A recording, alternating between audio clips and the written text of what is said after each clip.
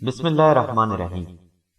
السلام علیکم ناظرین، ایس کے بی روحانی پروگرام میں میں ہوں آپ کا ہوسٹ رانا ظفر حسین۔ آج کی ویڈیو میں ہم نقش سورہ یاسین کے حوالے سے آپ کو بتائیں گے کہ یہ نقش مبارک میاں بیوی میں محبت کے لیے کتنا افضل اور مجرب ہے۔ ناظرین، اکثر گھروں میں دیکھنے میں آیا ہے کہ میاں بیوی کے آپس میں تعلقات ٹھیک نہیں ہوتے، گھر میں جھگڑے رہنا اور چھوٹی چھوٹی بات پر تنازعات بن جانا، اور جس کا نتیجہ آخر میں طلاق یا علیحدگی کی صورت میں سامنے آتا ہے۔ یا پھر اکثر بہنوں کو یہ شکایت عام رہتی ہے کہ میاں بہت جھگڑا کرتے ہیں، شکی مزاج کی ہیں اور غیر عورتوں میں دلچسپی لیتے ہیں۔ ناظرین، یہی وجوہات گھر خراب ہونے کی وجہ بنتی ہیں۔ ایسی تمام بہنوں کے لیے بزرگوں کی طرف سے نقش سورہ یاسین ایک تحفہ بھی ہے اور ان کے مسائل کا روحانی حل بھی۔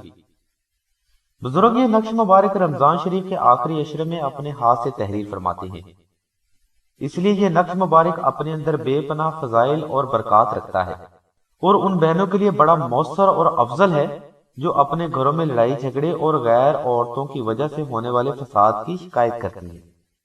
اگر آپ کو بھی انہی مسائل کا سامنا ہو تو سلسلہ سے نقش سورہ یاسین منگوا کر استعمال کریں اور بزرگوں کی طرف سے بتائے گئے وظائف کی تلاوت کریں، مکمل ایمان اور اعتقاد کے ساتھ۔ انشاءاللہ آپ کا ہر الجھا ہوا مسئلہ ٹھیک ہو جائے گا اور آپ کے ہر معاملے میں بہتری رہے گی۔ ناظرین، سلسلہ کی طرف سے نقش سورہ یاسین کا ہدیہ 450 روپے مقرر کیا گیا ہے، جو کہ مشک و زعفران اور عنبر کا ہدیہ ہے، سلسلہ کا نہیں۔ سلسلہ کی طرف سے ہدیہ قبول نہیں کیا جاتا، یعنی اگر آپ کو اپنے جائز مقاصد کے لیے سلسلہ سے نقش چاہیے تو آپ کو ڈسکرپشن میں موجود نمبر پر 700 روپے جمع کروانے ہوں گے، 450 روپے مشک و زعفران کے اور 250 روپے ڈاک خرچ کے۔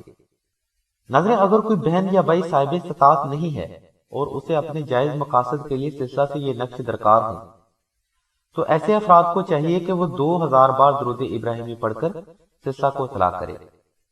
انشاءاللہ سلسلہ آپ کے مشک و زعفران اور عنبر کا ہدیہ ادا کر کے آپ کو نقش بھجوا دے گا، جس کا کہ صرف آپ نے ڈاک خرچ ادا کرنا ہے، جو کہ 250 روپے ہے۔